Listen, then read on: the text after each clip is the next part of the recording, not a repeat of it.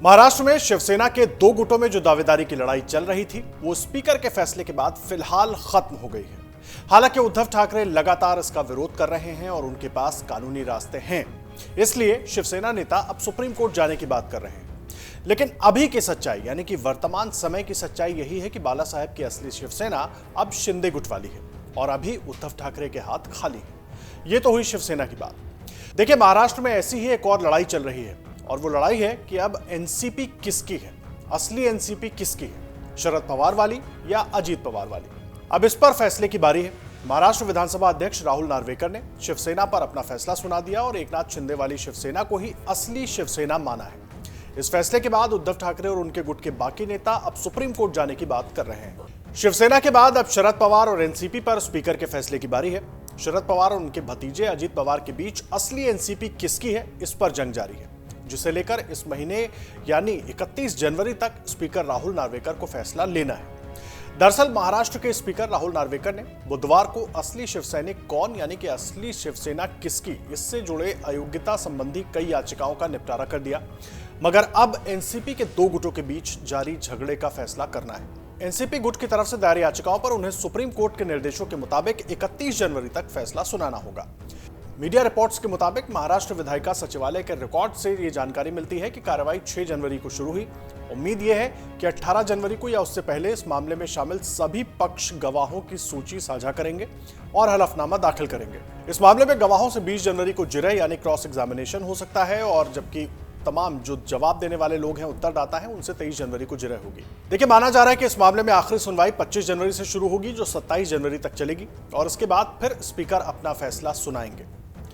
आपको बता दें कि एकनाथ शिंदे के नेतृत्व वाली शिवसेना और उद्धव ठाकरे के नेतृत्व वाले दोनों ही गुटों की तरफ से एक दूसरे के विधायकों के खिलाफ दायर अयोग्यता याचिकाओं पर अपना फैसला पढ़ते हुए स्पीकर राहुल नार्वेकर ने कहा था कि 21 जून 2022 को जब दोनों ही समूहों का उदय हुआ यानी कि शिवसेना दो गुटों में बन गई, तो शिवसेना का एकनाथ शिंदे का नेतृत्व वाला धड़ा ही असली राजनीतिक दल था। महाराष्ट्र विधानसभा स्पीकर से उद्धव ठाकरे को जिस तरह से झटका मिला है, ऐसे में अब सबकी निगाहें शरद पवार और अजीत पवार के बीच जारी इस जंग पर टिक गई है। जिस तरह से उद्धव के खिलाफ और एकनाथ शिंदे के पक्ष में स्पीकर का फैसला आया, ऐसे में शरद पवार की बेचैनी भी बढ़ी हुई है। यहां बताना जरूरी है कि शरद पवार के भतीजे अजीत पवार ने बगावत कर दी थी। एनसीपी में 2 जुलाई को तब विभाजन हो गया था जब अजीत पवार और 8 अन्य विधायक एकनाथ शिंदे सरकार में शामिल हो गए थे। इन 8 विधायकों में छगन भुजबल, हसन मुशर्रफ, दिलीप वलसे पाटिल, ये तमाम लोग शामिल हैं। असली एनसीपी और चुनाव चिन्ह पर अब जंग जारी है। अजीत पवार ने भी एकनाथ शिंदे की तरह एनसीपी पर दावा किया था और कहा था कि उनकी एनसीपी ही असली एनसीपी है। तभी से शिवसेना की तरह ही एनसीपी में भी विधायकों की अयोग्यता का मामला चल रहा है। अजीत पवार फिलहाल महाराष्ट्र के उप मुख्यमंत्री हैं, जबकि उनके धड़े के बाकी अन्य 8 विधायक मंत्री बनाए गए थे।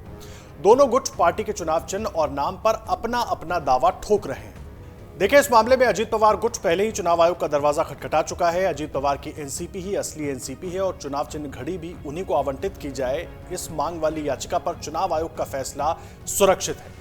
शिवसेना पर जिस तरीके से फैसला आया, उसके बाद जाहिर सी बात है उद्धव ठाकरे के गुट को बहुत बड़ा झटका लगा है। तमाम उद्धव ठाकरे गुट के नेताओं को अगर आप सुनेंगे तो सबकी तरफ से कहा जा रहा है कि लोकतंत्र की हत्या हुई है और साथ ही साथ आगे का क्या कानूनी रास्ता हो सकता है, इस पर शिवसेना उद्धव गुट विचार कर रहा है। और संजय राउत ने खुद ये बात कही थी कि सुप्रीम कोर्ट का रास्ता हम देखेंगे, सुप्रीम कोर्ट जाएंगे, क्योंकि सुप्रीम कोर्ट ने ही स्पीकर राहुल नार्वेकर को इस मामले में जल्द से जल्द फैसला सुनाने को कहा था। शिवसेना के पास अभी एक ऑप्शन है कि वो सुप्रीम कोर्ट में जाकर वापस अपील कर सकती है इस फैसले के खिलाफ।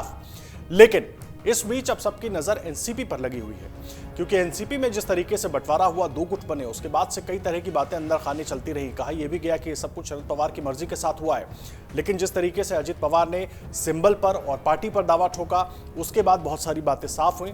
लेकिन राजनीति में जब तक कोई चीज हो ना जाए तब तक उस पर भरोसा नहीं किया जाता। अब ऐसे में सवाल ये उठता है कि अगर स्पीकर फैसला सुनाते हैं एनसीपी वाले मामले पर और शिवसेना जैसा ही फैसला होता है तो शरद पवार का क्या होगा? शायद ये भी एक बड़ी वजह है उनकी बेचैनी की, क्योंकि शिवसेना पर जो फैसला आया उसको लेकर जिस तरीके से वो तमाम बातें कह रहे हैं, उन्होंने ही एक तरीके से उद्धव ठाकरे गुट को सुप्रीम कोर्ट का रास्ता देखने की बात भी कही, सलाह भी दी, तो जाहिर सी बात है उनकी नजर अपनी पार्टी पर होने वाले फैसले पर भी लगी हुई है और चिंता भी उतनी ही बढ़ी हुई है। अगर आप ये वीडियो YouTube पर देख रहे हैं तो हमारे चैनल को सब्सक्राइब करें और बेल आइकन को दबाना ना भूलें। अगर आप Facebook पर ये वीडियो देख रहे हैं तो हमारे पेज को लाइक करें।